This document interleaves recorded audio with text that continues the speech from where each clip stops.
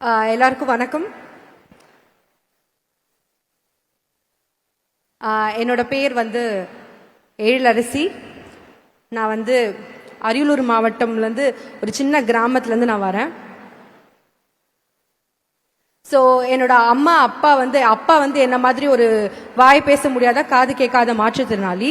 So என் அண்ணனும் ஒரு வாய் பேச முடியாத காது கேட்காத மாற்றுத்திறனாளி. ஸோ என்னோட குடும்ப சூழ்நிலை ரொம்ப கஷ்டமான ஒரு நிலை. ஏன்னா முன்னாடி அம்மா வீட்டில் தான் இருக்காங்க, அப்பா விவசாயம் பண்ணுறாங்க. ரொம்ப கஷ்டம், ஈஸி கிடையாது. அவ்வளோ கஷ்டப்பட்டிருக்கோம் எங்கள் குடும்பத்தில்.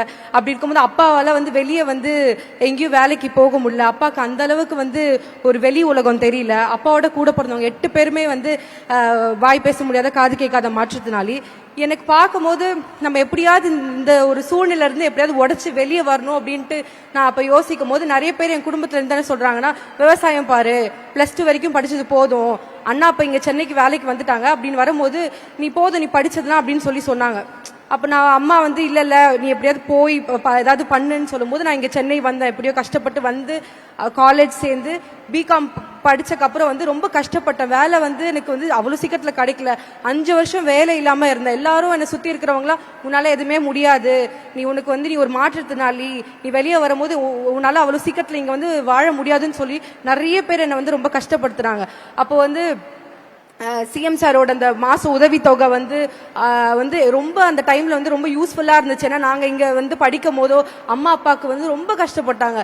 அந்த மாசம் அந்த காசுல கொஞ்சம் அவங்களால குடும்பத்தை கொஞ்சம் இது பண்ண முடிஞ்சுது என் வரும்போது. பட் ஆனா இந்த சூழ்நிலை என்னை உடைக்கணும்னு தான் எனக்கு ஃபர்ஸ்ட் தோணுச்சு. ஏன் எல்லாராலையும் முடியும் போது ஏன் நம்மளால முடியாதா அப்படின்னு வரும்போது நம்மளோட அதே அப்பாவோட சிச்சுவேஷன் நமக்கு வரக்கூடாது அப்படின்றதான் யோசிச்சேன். எல்லாரும் என்ன சொன்னாங்கன்னா, இல்ல உங்களால முடியாது அப்படின்னு எங்க குடும்பத்துல சொல்லும் போது அதை உடைக்கணும் அப்படின்னு வரும்போது, சரி இப்படி இருந்துட்டல இந்த வார்த்தையை தான் யூஸ் பண்ணாங்க. என்ன எதனால எப்படியாவது என்ன உள்ள முன்னேறி பண்ணணும்ன்ற ஒரு எந்த வழியும் கொடுக்கல எனக்கு. சரி, இப்ப எனக்குமே திறமை இருக்கே, என்னாலையும் முடியும். எப்படி மற்றவங்க பேசுறாங்களோ, எப்படி அவங்களால எல்லா துறையிலையும் வேலை பார்க்க முடியுதோ, என்னாலையுமே முடியுமே, ஏன் என்னால முடியாதா அப்படின்னு சொல்லி எனக்குள்ள ஒரு கொஸ்டின் அரைஸ் ஆயிடுச்சு. இல்ல என்னால முடியும்.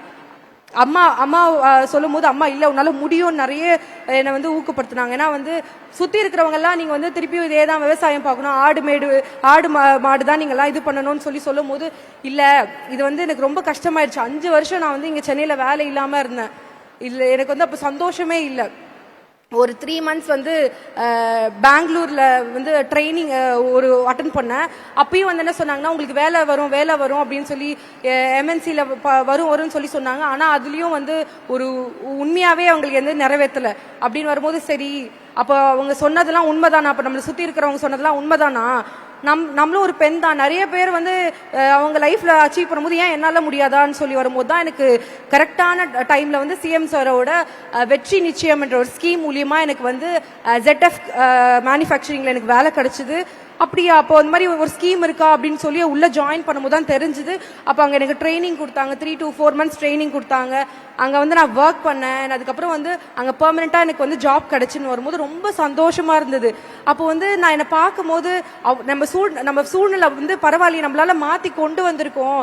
நம்ம அப்பாவால முடியல, அப்பாவோட அப்பாக்கு அம்மா பாட்டி எல்லாருமே மாற்றுத்திறனாளிங்க தான். அப்படி வரும்போது நம்ம உடைக்கணும். எப்படியோ நான் சென்னை நான் மாத்தி நான் என்னோட சம்பாதித்தத்துல நான் அம்மாவையும் அப்பாவையும் 2 பேரையும் நான் சேர்ந்து பார்த்துக்கிட்டேன்.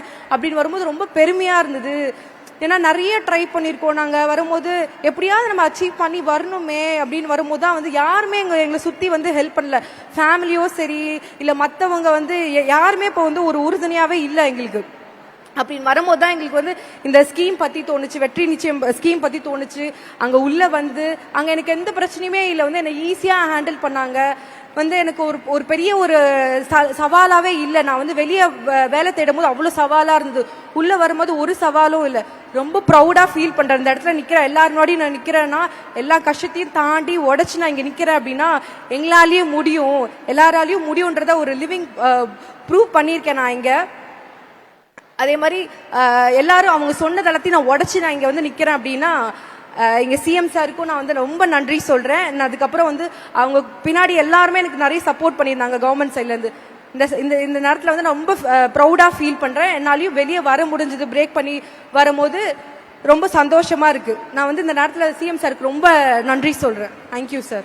முக்கியமான விஷயம் என்னன்னா, இவங்களுக்கு உங்களுடைய கைத்தட்டல் கேட்கணும்னா எல்லாரும் கையை மேல தூக்கிட்டு you got to raise your hands and do that. அதுதான் உங்களுக்கான கைத்தட்டல். எல்லாரும் சேர்ந்த மாதிரி அரங்கத்தில் இருக்கிறவங்க எல்லாருமே எல்லா தடையும் உடைத்து வந்த இந்த பெண்மணிக்காக ஒரு மிகப்பெரிய கைத்தட்டல். That is for you.